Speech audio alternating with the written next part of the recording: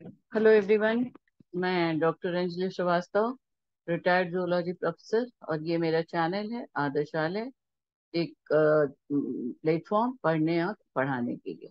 आज का मेरा टॉपिक है जल भरण प्रबंधन या वाटरशेड मैनेजमेंट। जैसा आप देख रहे हैं, इसके पहले की वीडियो में मैंने इंग्लिश में जो वीडियो बनाया है, तो बहुत सारी हमारी व्यूअर्स का, बहुत सारे स्टूडेंट्स का ये आग्रह होता है कि मैं ये प्रेजेंटेशन जो पावर पॉइंट बना रही हूँ सिर्फ हिंदी में समझाऊं ही नहीं, पावर पॉइंट भी हिंदी में दूं, ताकि हिंदी में जो बच्चियां लिख सकती हैं, क्योंकि ये एनवायरमेंटल साइंस का पार्ट है जो कि सारे फैकल्टीज को पढ़ना होता है।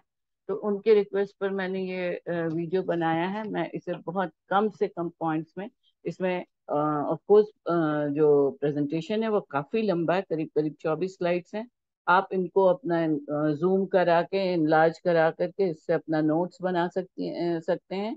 परंतु मैं इसका जो वर्णन है मैं बहुत प्रिसाइज करूंगी। हम पहले भी देख चुके हैं सारा। इसके पहले के वाटरशेड मैनेजमेंट में मैंने प्रेजेंटेशन जरूर हिंदी इंग्लिश में है, पर वर्णन पूरा हिंदी में। तो आज हम बहुत जल्दी से, तेजी से इसको लेके बढ़ते हैं। जो मुख्य पॉइंट है, वाटरशेड मैनेजमेंट या जल भरण प्रबंधन है क्या। हम जानते हैं किसी एक खास इलाके एरिया में, ये एक एक पर्टिकुलर एरिया के लिए, खास क्षेत्र के लिए एक प्राकृतिक जियो हाइड्रोलॉजिकल यूनिट है उस पर्टिकुलर एरिया का। मान लीजिए ये अगर हम एग्जांपल लेते हैं, तो इस पर्टिकुलर एरिया का ये वाटरशेड मैनेजमेंट होगा। ये खास एरिया, इस तरह के एरियाज को हम पहले देख चुके हैं कि जब बरसात का पानी आता है, ये एक जल चक्र है, नेचुरल संसाधन। जो जल एक नेचुरल संसाधन जरूर है, और वो रिन्यूएबल संसाधन में माना जाता है, जो अपने आप रिन्यू होता है। उसको बना करके, ठीक है, लेबोरेटरी में बना सकते हैं, पर अपने रोज के जीवन के लिए सिंथेसाइज नहीं कर सकते हैं। वो वर्षा जल पर ही निर्भर है। और ये वर्षा जल, प्रकृति में जल किस तरह से चक्र घूमता है ये हम देख चुके हैं। प्रेसिपिटेशन से नीचे आता है, चाहे पहाड़ों से आए चाहे सरफेस से आए, छोटी छोटी धाराओं के साथ में ये बहता हुआ पानी, जिसको ड्रेनेज कहते हैं, ये मिल करके बड़ी बड़ी, थोड़ी थोड़ी बड़ी ये कन्फ्लुएंस है, छोटी छोटी, जो जिन धाराओं से पानी आता है, फिर मुख्य एक आउटलेट में, एक ड्रेनेज में मिलता है, फिर ऐसे कई एक ड्रेनेज मिलते हैं, और ये सारे ड्रेनेज मिलकर के उस पर्टिकुलर क्षेत्र के एक बड़े ड्रेनेज में मिलते हैं। और इस तरह से आसपास से बड़े बड़े ड्रेनेज मिलते चले जाते हैं। ये ट्रिब्यूटरीज हैं, और ये उस पूरे एरिया का, उस एक पर्टिकुलर खास क्षेत्र जिसका हम प्रबंधन देखने जा रहे हैं, या पहले भी हमने देखा है कि जल भरण प्रबंधन एक प्रोसेस पर्टिकुलर एरिया में होता है, और उसके लिए कई एक छोटी छोटी प्रक्रियाएं मिलाई जाती हैं, जिसमें एक बहुत महत्वपूर्ण प्रक्रिया है रेन वाटर हार्वेस्टिंग, जल संरक्षण या जल संरक्षण, वर्षा जल का संरक्षण जिसको हम कहते हैं। तो ये इस तरह से वर्षा जल को हम दो तरह से संरक्षित करते हैं। सरफेस रन ऑफ, जो जमीन पर जो पानी आ रहा है वो पानी भी इन ट्रिब्यूटरीज में जाता है, इन कन्फ्लुएंस में जाता है, जो साइड लाइन्स हैं, जो में छोटे छोटे ये जो ड्रेनेज सिस्टम है, ये ड्रेनेज सिस्टम मिलकर थोड़ा बड़ा सिस्टम बनाते हैं, ये बड़े सिस्टम मिलकर के ट्रिब्यूटरीज बनाते हैं। ये ट्रिब्यूटरीज ऑफ उस पर्टिकुलर एरिया का एक आउटलेट से, एक किसी खास क्षेत्र का जो सारा पानी बरस करके जितनी दूर तक जाता है, और एक बड़े आउटलेट से ये किसी नदी या किसी समुद्र में जाता है। यहाँ से बाकी का पानी यूटिलाइज जो हो रहा है वो यूटिलाइज हो रहा है यहाँ के एरियाज में, ये छोटे छोटे जो इकाई हैं, और ये है इसकी बाउंड्री।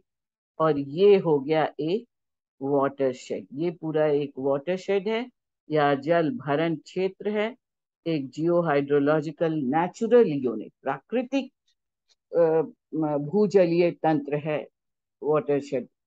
वाटरशेड जहाँ पर वो जो पानी बह रहा है किसी एक खास एरिया में, और अपने बहने के दौरान चाहे वो काम में आ जाए, जो पानी काम में नहीं आया वो वहाँ के डेंड्रिटिक एक पेड़ के जैसे ब्रांचेस होते हैं, शाखाएं होती हैं, उन तरह से ये पेड़ के ब्रांचेस की तरह छोटे छोटे कैनाल से, छोटे छोटे चैनल्स में ये पानी बहते बहते वहां के बड़े जो पानी के नाले हैं उस इस हमने पहले देखा है कि वाटर एक बड़े वाटरशेड के अंदर कई एक छोटे छोटे वाटरशेड्स होते हैं। उन वाटरशेड्स का अपना प्रोडक्टिविटी, उस वाटरशेड में अपना वेजिटेशन है, वहाँ के अपने लोग वहाँ रहने वाले हैं, चाहे वो गांव हो, शहर हो, मोहल्ला हो, राज्य हो, देश हो। तो वाटरशेड हमने पहले भी देखा, हम जहाँ खड़े हैं वहां से शुरू होकर के पूरा विश्व एक वाटरशेड मान सकते हैं। पर अपने पढ़ने के लिए हम वाटरशेड एक छोटी छोटी इकाइयों में देखेंगे। एक वाटरशेड हम यहाँ देख रहे हैं, ये एक प्राकृतिक जल चक्र है, किस तरह से पानी नीचे आता है, बहता है। कुछ पानी जो वेजिटेशन वहाँ है, इरिगेशन उनको सिंचाई करता हुआ, बाकी का पानी बह जाता है, क्योंकि वो पानी जो वर्षा का जल तेजी से आता है और वो नदी नालों से एकत्रित होता हुआ, छोटे छोटे चैनल से एकत्रित होता हुआ, जो मुख्य वहाँ का आउटलेट है एक पर्टिकुलर एरिया का, वहां के थ्रू या तो नदी में जाए, समुद्र में जाए, या वाष्पीकृत होकर बेकार हो जाए, उस पानी को ही संग्रहित कर लें। और जो सरफेस का बाकी की मिट्टी से बहता हुआ पानी अगर बहुत तेजी से नहीं बहे और मिट्टी का की क्वालिटी अच्छी है, पेड़ पौधे अच्छे हैं, सॉइल इरोशन उस एरिया में कम है, तो कुछ पानी ग्राउंड वाटर रिचार्ज को बढ़ा देता है। जो पानी जमीन के नीचे को जब पानी है उसको रिचार्ज करता है, उसका संरक्षण बढ़ाता है, जो उस दौरान काम आएगा जब बरसात नहीं हो रही है। और बरसात के दौरान जो पानी बह के निकल रहा है उसको अगर हम संरक्षित कर लें तो उसको हम वर्षा जल संरक्षण या रेन वाटर हार्वेस्टिंग कहते हैं, जिसको हम बहुत डिटेल में हिंदी और इंग्लिश दोनों में देख चुके हैं। तो ये है वाटर शेड। और इस वाटर शेड, एक पर्टिकुलर वाटर शेड में जितना पानी बहा, जो यूटिलाइज हो गया उस बरसात के दौरान, वर्षा के दौरान, वो तो हो गया। जो ग्राउंड वाटर को रिचार्ज कर चुका वो भी कर चुका। पर अ- अंधाधुंध विकास वगैरह की वजह से हम देख रहे हैं कि ग्राउंड वाटर रिचार्जिंग की भी कैपेसिटी कम हो रही है। पानी को संरक्षण करने के लिए जो जो हर नदियां, पोखर, ये सब जो नेचुरल कुएं, हैंडपंप, ये सब में चूंकि ग्राउंड वाटर कम हो रहा है तो सब सूखते चले जा रहे हैं। इन जगहों को अगर हम फिर से संरक्षित कर लें तो हम बहुत सारा पानी बचा सकते हैं। उस पानी से जब बरसात नहीं हो रहा है तो पूरे साल में अगर हम उस खास क्षेत्र का मैनेजमेंट इस तरह से करें, उस वहां के जमा पानी का, कि उस जगह का हर तरह से विकास हो सके, भौगोलिक रूप से, आर्थिक रूप से, अगर से कृषि अच्छी होगी, खेती अच्छी होगी, अच्छे से भोजन का प्रोडक्शन होगा, जानवरों के लिए चारा मिलेगा, ईंधन मिलेगा, तो ये जीविकोपार्जन अच्छा होगा, तो आर्थिक स्थिति अच्छी होगी, कम्युनिटी की आर्थिक स्थिति अच्छी होगी, तो संपन्नता आएगी। तो इस तरह से एक एक वाटरशेड को अगर हम एक टास्क की तरह लेकर के बढ़ें, जो कि अब किया जा रहा है हमारे देश में भी और विश्व स्तर पर भी, और इस तरह से पूरे पृथ्वी का हर तरह से वाटरशेड मैनेजमेंट से चारों तरफ इकोनॉमी अच्छी होगी तो रेवेन्यू आएगा, तो इकोनॉमी अच्छी होगी, इकोनॉमी अच्छी होगी तो सोसाइटी में लिविंग स्टैंडर्ड बढ़ेगा। स्टैंडर्ड बढ़ने से ही बहुत सारे अंधविश्वास, मेडिकल अगर अप्रोच में आएगा, स्वास्थ्य सुविधाएं मिलेंगी, तो अंधविश्वासों की तरफ, कुरीतियों की तरफ लोग कम जाएंगे, शिक्षित होंगे, सुशिक्षित होंगे। तो इस तरह से वाटर शेड मैनेजमेंट, जल एक पर्टिकुलर एरिया का पानी का प्रबंधन करके सर्वांगीण विकास किया जा सकता है, और उसको हम कहते हैं वाटर शेड मैनेजमेंट। अब हम तेजी से बढ़ेंगे, इसके बाद हम देखेंगे स्लाइड्स, हम एक बार बढ़ते चले जा रहे हैं, हम components of water shade management देखेंगे। घटक क्या क्या हैं, क्या क्या कारक हैं, फैक्टर्स क्या क्या हैं, ऑब्जेक्टिव्स क्या क्या हैं, और तरीके क्या क्या हैं, हम इनके बारे में वन बाय वन देखते चले जाते हैं, स्लाइड्स को देखते हैं। तो ये इस स्लाइड में सबसे इम्पोर्टेंट चीज ये है, इस पे आप ध्यान दीजिए, ये जो लिंक दिया हुआ है, मैं इसे आज लिंक नहीं कॉपी करके दे पा रही हूँ, मुझे अभी तक ये नहीं आया है कि लिंक को मैं कैसे आपको दे दूं स्लाइड में, ताकि आप उसको क्लिक करके पहुंच जाइए। हिंदी में प्रश्न मुझे वाटरशेड मैनेजमेंट पर एक ही लिंक पे मिला है, वो ये लिंक है, पर मैंने गूगल सर्च में ये लिंक जब टाइप किया है तो ये आ जा रहा है इसमें, जल भरण प्रबंधन प्रश्न करके आ रहा है इसमें। करीब 40 आपको ऑब्जेक्टिव क्वेश्चंस मिल जाएंगे। इंग्लिश वाले वीडियो में मैंने बहुत सारे इंग्लिश के क्वेश्चंस दे दिए हैं।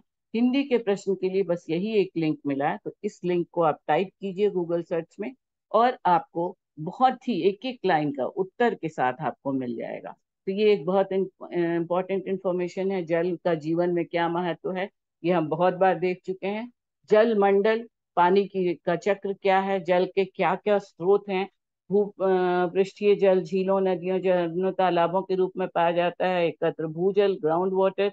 सागरीय जल, ये हमारे काम का नहीं है।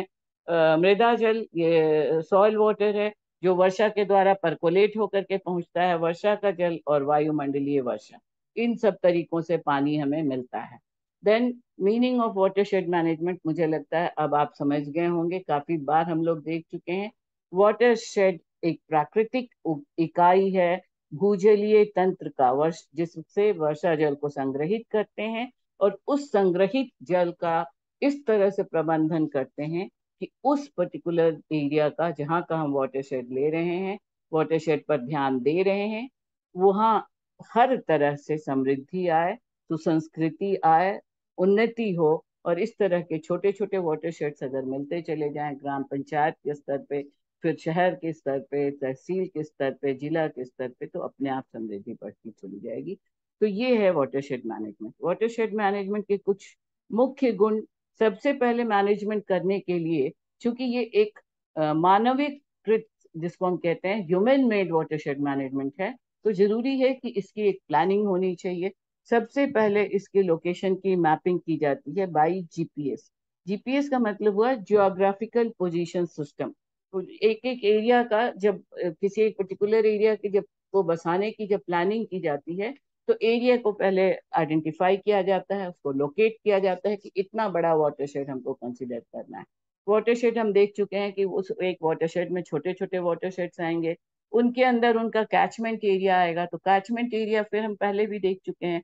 Catchment area, water rain water harvesting, water shade, basins, then larger basins, larger catchment areas, all these are interrelated. Drainage system में different different types of drainage जाते हैं।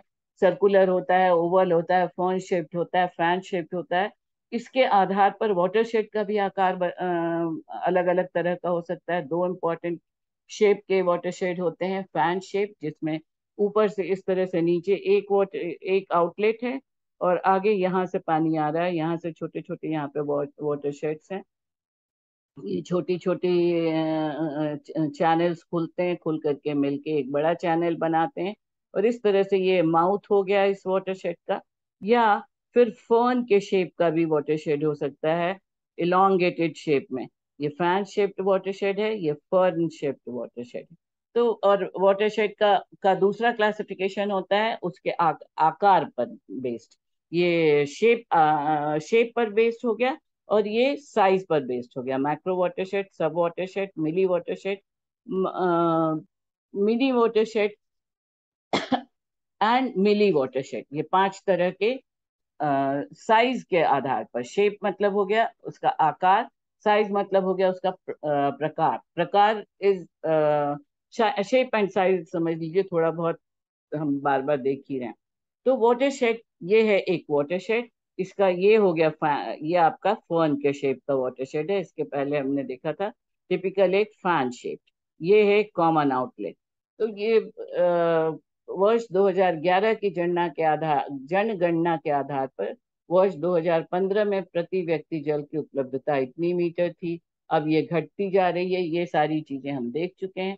जल संभरण या वाटरशेड भूमि का वह क्षेत्र है जिसका समस्त जल अपवाहित होकर एक ही बिंदु तक पहुंचता है, एक ही बिंदु तक आता है, हर जगह से ड्रेन होकर के पानी इस एक एरिया, ये एक वाटरशेड है, सब बड़ा वाटरशेड का ये एक सब वाटरशेड का बना हुआ, और ये है ड्रेनेज लाइन या boundary of watershed. So this is the watershed. इस वाटरशेड को हम मैनेज कैसे करें कि हर तरह से विकास विकासोन्मुखी मैनेजमेंट हो, तो वो हो गया वाटरशेड। मैनेजमेंट, वाटरशेड मैनेजमेंट के जो खास, जिनको हम कह सकते हैं, इसके अब ये सब पॉइंट्स आप अपने, इसको आप जूम कीजिए, पॉज कीजिए, इसको स्क्रीनशॉट लीजिए और अपने नोट्स बनाइए। क्यों जल प्रबंधन की आवश्यकता महसूस की गई भारतीय, क्योंकि हम बहुत ज्यादा कृषि पर निर्भर हैं, तो उस पानी को जमा करें। फसल सघनीकरण, वेजिटेशन एनरिचमेंट बढ़ाएं। फसल के types, different types of crops develop करें। फसल विविधीकरण, पूरे साल एक तरह का फसल नहीं उपजाएं। जब पानी ज्यादा है तो ज्यादा पानी वाले फसल उगाएं। पानी को different types, that is hetero agricultural methods लाएं। कीटनाशक पोषक तत्वों का प्रबंधन कर भूमि का संरक्षण करें। लोगों को कृषि से गैर कृषि कार्यों की ओर उन्मुख करें, जो स्वरोजगार या स्मॉल स्केल इंडस्ट्री से रोजगार बढ़ाएं। पशुपालन हो गया, मधुमक्खी पालन हो गया, मछली पालन हो गया, रेशम के कीड़े से रेशम बनाने का पालन हो गया, फिर पशुओं का पालन घर में हो गया, डेयरी फार्मिंग, पोल्ट्री फार्मिंग, बहुत सारी छोटी छोटी चीजें करके उस क्षेत्र का आर्थिक विकास हम कर सकते हैं, कैपेसिटी बिल्डिंग। तो ये हो गए कंपोनेंट्स ऑफ वाटरशेड मैनेजमेंट। उसके बाद अब ये इसमें जितने भी पॉइंट्स हैं, ये आपके ऑब्जेक्टिव क्वेश्चन के लिए हर लाइन इंपॉर्टेंट है, बट इसको हम बिल्कुल पढ़ने नहीं जा रहे हैं। इसको आप अपने नोट्स के लिए उस स्लाइड को यूज कीजिए। नाउ ऑब्जेक्टिव्स, क्या क्या उद्देश्य हैं वाटरशेड मैनेजमेंट के? पारिस्थितिक संतुलन स्थापित करना, सस्टेनेबल डेवलपमेंट के लिए ये एक बहुत इम्पोर्टेंट जरिया है वाटरशेड मैनेजमेंट। ये सस्टेनेबल डेवलपमेंट के गोल्स के लिए इकोसिस्टम, जो बैलेंस्ड इकोसिस्टम हर उस एरिया में बनाया जा सके, वो एक उसका मुख्य ऑब्जेक्टिव हो गया। देन मिट्टी का संरक्षण करें। जब अगर आप पानी का संरक्षण कीजिएगा तो खेती बढ़ेगी, वेजिटेशन बढ़ेगा, पेड़ पौधे बढ़ेंगे। पेड़ पौधे बढ़ेंगे तो वहां की मिट्टी को पकड़ के आप रखिएगा, तो हम रख सकते हैं, तो मिट्टी का इरोशन कम होगा। Conservation of soil, conservation of watershed management का बहुत बड़ा ऑब्जेक्टिव्स है। सॉइल कंजर्वेशन, प्रकृति का संरक्षण, कृषि का संरक्षण, मिट्टी का संरक्षण, मिट्टी का अपरदन रोकना, फॉरेस्टेशन बढ़ाना, प्राकृतिक रूप से कृषि, मानव, जल, मृदा का प्रॉपर प्रबंधन किसी खास क्षेत्र में, उस क्षेत्र का वाटरशेड मैनेजमेंट कहलाता है। वाटरशेड के क्षेत्र फल में टिकाऊ कृषि का विकास करना, परमानेंट, सतत, कंटिन्यूअस एग्रीकल्चर, जिसके लिए hetero crop, hetero types of, different types of crops का अलग अलग सीजन में, कम पानी के समय कम पानी वाला क्रॉपिंग, एग्रीकल्चरल एक्टिविटीज को मेंटेन किया जाए। वानिकी हो गया आपका, कमर्शियल वृक्षारोपण का करना, पशुपालन करना, इन सारी चीजों का, फसलों के उत्पादन के लिए फसल चक्र अपनाना, क्रॉप साइकिल्स में फसल का हार्वेस्टिंग करना, एग्रीकल्चर करना, इरिगेशन के बेसिस पर different types of fossils obtain करना, लोगों की आय बढ़ाने के लिए विकल्पों का पता लगाना। तो ये हैं मेन ऑब्जेक्टिव्स किसी एक पर्टिकुलर वाटरशेड प्रबंधन के ऑब्जेक्टिव्स, ताकि एक क्षेत्र का विकास किया जा सके। औद्योगिकी हो गया, ये कारीगरी हो गया, गाय भैंस पालन हो गया, कुक्कुट पालन हो गया, मधुमक्खी पालन हो गया, बकरी पालन हो गया, ये मछली पालन हो गया, मत्स्य पालन हो गया। फिर ये वे मेथड ऑफ रेन हार्वेस्टिंग है, तालाब को मेंटेन किया जा रहा है, तो ये सब जब काम हो रहे हैं तो रोजगार मिल रहा है लोगों को। तो इस तरह से एक खास क्षेत्र का वाटरशेड मैनेजमेंट इन सारी कामों को करने में हेल्प करता है। Now components of water shade management, ये फिर से हम वही चीजें हो गई, फसल सघनीकरण, विविधीकरण, ये हम देख के आ रहे हैं। फिर approaches to watershed management, किस तरह से वाटर शेड मैनेजमेंट से हम सरल उपाय से अप्रोच कर सकते हैं। समन्वित इंटीग्रेटेड अप्रोच, तकनीकी प्राकृतिक संसाधनों के साथ तकनीकी संसाधनों, कृषि संसाधनों मानव संसाधनों, प्राकृतिक संसाधनों, सबका समन्वीकरण करके एक इंटीग्रेटेड अप्रोच करें और समुदाय आधारित उपागम, कंसोर्टियम बेस्ड अप्रोच, सामुदायिक सहभागिता को महत्व दिया जाए, हर तरह के तरीकों को इंटीग्रेट किया जाए और वहाँ की कम्युनिटी को इन्वॉल्व किया जाए। इन दो तरीकों से वाटरशेड मैनेजमेंट को हम अप्रोच कर सकते हैं। संभरण प्रबंधन का कई अवस्थाओं में काम किया जाता है। प्रथम अवस्था में वाटरशेड की पहचान की जाती है जीपीएस सिस्टम से। मैंने कहा फर्स्ट पहला स्टेप होता है वाटरशेड क्षेत्र पहचानिए। दूसरी अवस्था में क्षेत्र की topography, atmosphere, environment, water circulation और सॉइल की फर्टिलिटी, सॉइल का को जो क्वालिटी है, इन सभी चीजों का सर्वेक्षण किया जाता है और उनका मूल्य इवैल्यूएशन किया जाता है।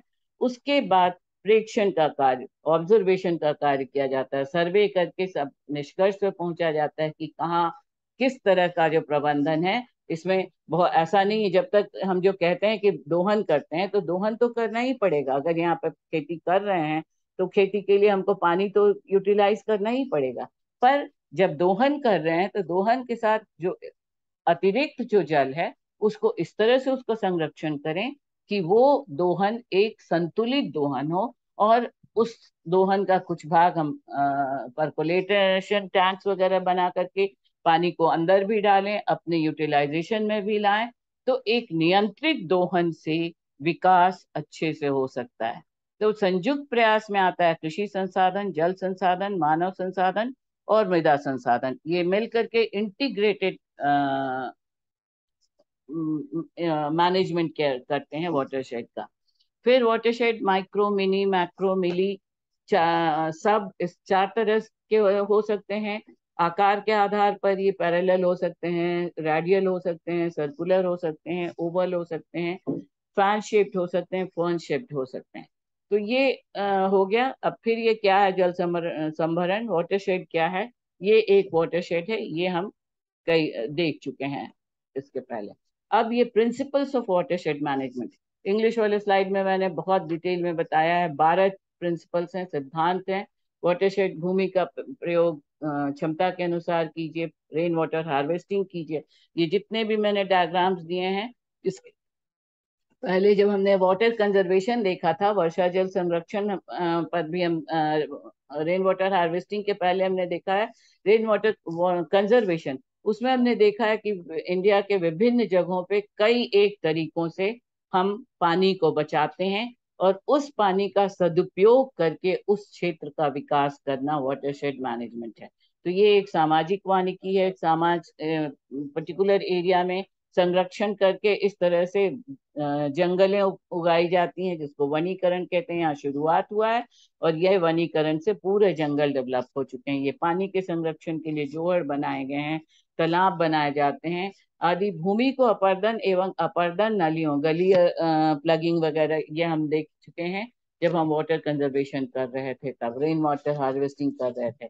सॉइल इरोशन, मतलब मृदा अपर्दन, जल का क्षरण, भूमि का क्षरण होने से बचाना बाय डिफरेंट मेथड्स, जिसमें गली प्लगिंग है, रिचार्ज पिट्स हैं, रिचार्ज ट्रेंचेस हैं, चेक डैम्स हैं। ये सारे तरीकों से हम पानी को बचा करके उस क्षेत्र का एग्रीकल्चर और साथ साथ रिलेटेड जो इकोनॉमिकल एक्टिविटीज, लिविंग एक्टिविटीज को सुधार सकते हैं। फसलों के प्रतिरूपों की पहचान करना, प्रति हेक्टेयर प्रति जल इकाई से उत्पादन करना, फसलों कृषि सघनता में वृद्धि करना, जो एग्रीकल्चरल वेजिटेशन है, जो एफॉरेस्टेशन करना, ये सारे उपाय हैं। सीमांत भूमि में कम उपजाऊ एवं बंजर भूमि का सदुपयोग करना, पानी का संरक्षण अगर हम अच्छे से कर सकें तो जो आसपास मार्श लैंड डेवलप करके, जो इन एरियाज में बहुत, जैसे उसका उदाहरण मैंने पहले भी आपको बताया है राले गांव में, और भी इसके आगे के स्लाइड्स में मैंने बहुत सारे एग्जाम्पल्स दिए हैं। राजस्थान में कुछ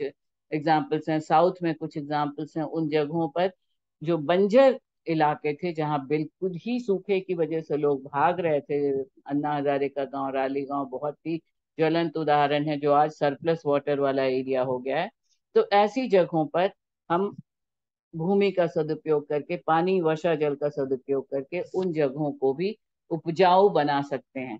बाजारों, मंडियों, गोदामों, सड़कों जैसे मूलभूत सुविधाओं को विकसित करना। वाटरशेड मैनेजमेंट का अर्थ ये नहीं है कि खाली पानी बचा लो। पानी को बचा के उस एरिया का सुधार कैसे करें हम, वो है वाटरशेड मैनेजमेंट। पारिस्थितिकी तंत्र, इकोसिस्टम, कन्वेंस, एनवायरमेंट, परितंत्र, इन सब को सतत रखना और टिकाऊ रखना उद्देश्य है, ऑब्जेक्टिव या प्रिंसिपल्स हैं वाटरशेड मैनेजमेंट के। नाउ मेथोडोलॉजी पे हम अब ज्यादा नहीं जाएंगे, इसमें हम सॉइल कंजर्वेशन के समय भी देख चुके हैं, इसके पहले वाटरशेड मैनेजमेंट के मेथड्स में भी देख चुके हैं। ये कई एक तरीकों से चेक डैम्स बना करके, कंटूर बंद बना करके, किनारे से बांध बना करके, जबोंग्स, जिंक टैंक्स अलग अलग एरिया में किस किस तरह से भिन्न भिन्न भौगोलिक परिस्थितियों के अनुसार विधि तंत्र में परिवर्तन एवं संशोधन किया जाता है। ये बहुत सारे फिगर्स, ये अब बाढ़ का प्रबंधन करके हम कर सकते हैं वाटरशेड मैनेजमेंट। पेड़ पौधे, नदियों को बचाते हैं, अगर हम नदियों के किनारे जंगल लगाएं, वन लगाएं, तो वो सॉइल इरोशन रोकेंगे, पानी को बह करके बर्बाद होने से रोकेंगे। बेहतर सिंचाई तकनीक डेवलप कर सकते हैं अगर हम पानी को अच्छे से बचाएं, अच्छे से प्रबंधन करें तो। ड्रीम पंप, ये सब हम लोग देख चुके हैं। ड्रिप इरिगेशन, स्प्रिंकलर, फव्वारों के रूप में आजकल ये बहुत नया तरीका बहुत ज्यादा चलन में लाया जा रहा है कि एक साथ पाइप से सिंचाई ना करके फव्वारों के, कई एक प्रकार के फव्वारों का प्रयोग करके सिंचाई की जाए तो बहुत बड़ी मात्रा में हम पानी बचा सकते हैं। वर्षा जल पुनः भंडारण, रिसाइकलिंग एंड स्टोरेज। भू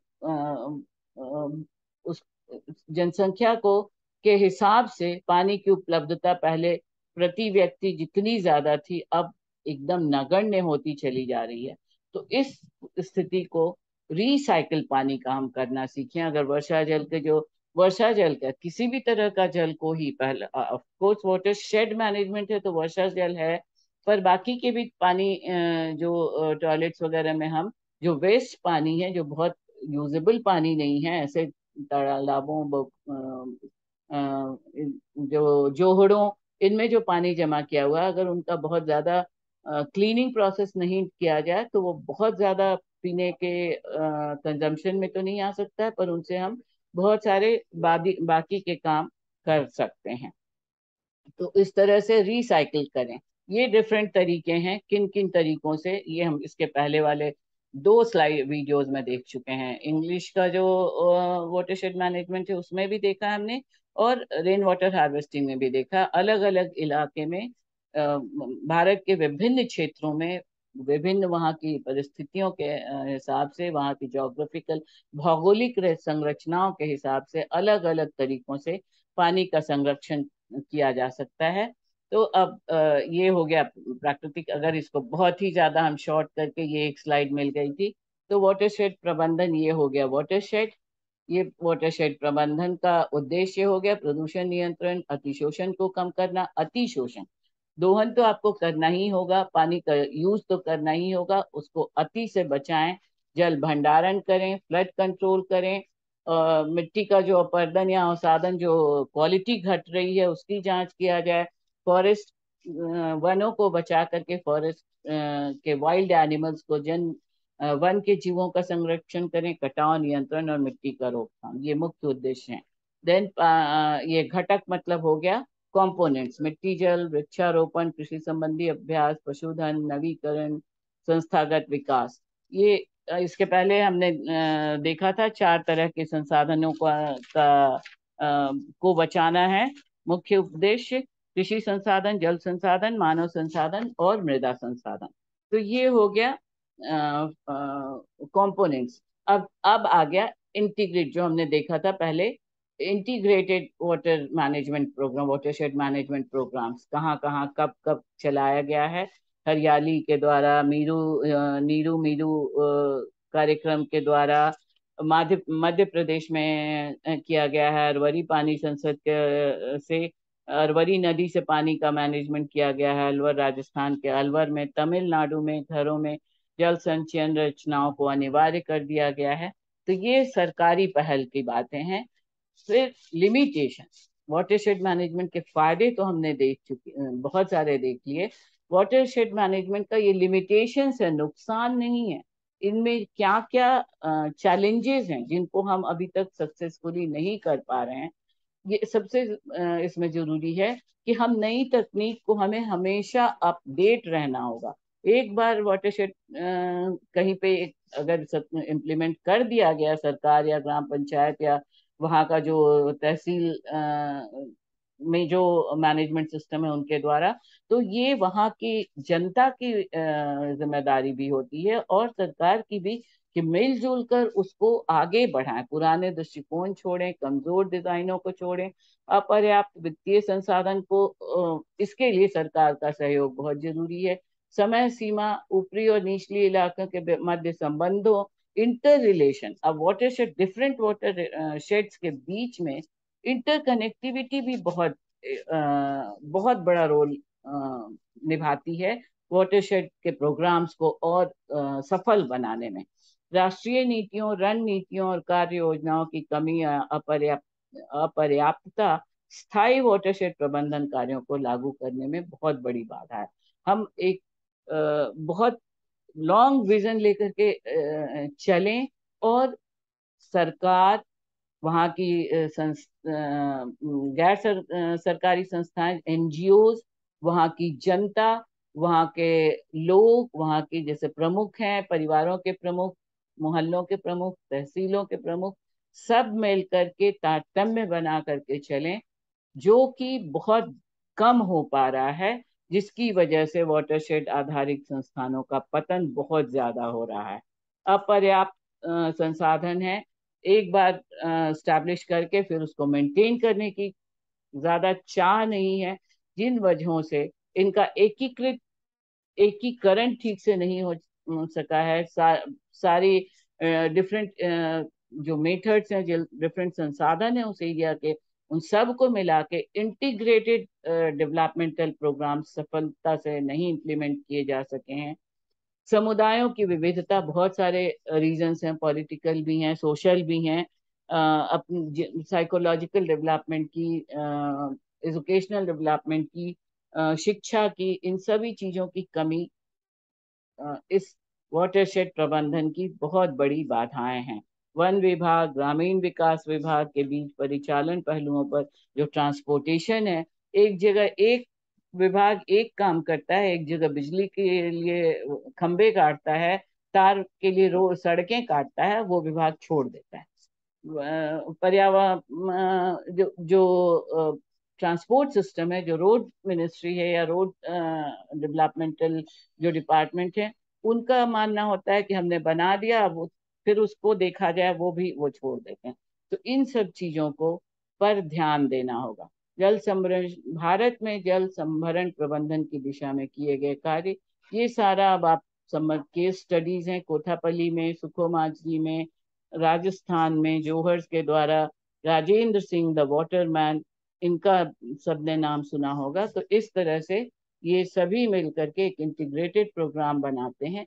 अब आगे की राह, वे फॉरवर्ड, आगे क्या क्या किया जा सकता है, ये सारी चीजें आप इन स्लाइड से लीजिए, इनका महत्व, इनकी चुनौतियां, चैलेंजेस क्या क्या हैं, कंट्रीब्यूशन क्या क्या है। ये अब इसके बाद के जितने भी स्लाइड्स हैं, ये लंबे लंबे थ्योरेटिकल पार्ट्स हैं, इनको आप अपने आंसर्स के लिए, क्वेश्चन आंसर्स के लिए, लंबे क्वेश्चंस, छोटे क्वेश्चंस, नोट्स के लिए ये स्लाइड्स मैंने बड़े बड़े दिए हैं।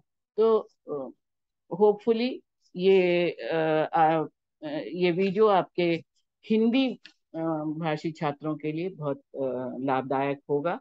Do like, share and subscribe if you like the video. Press the bell icon to get notifications for upcoming videos. Thank you.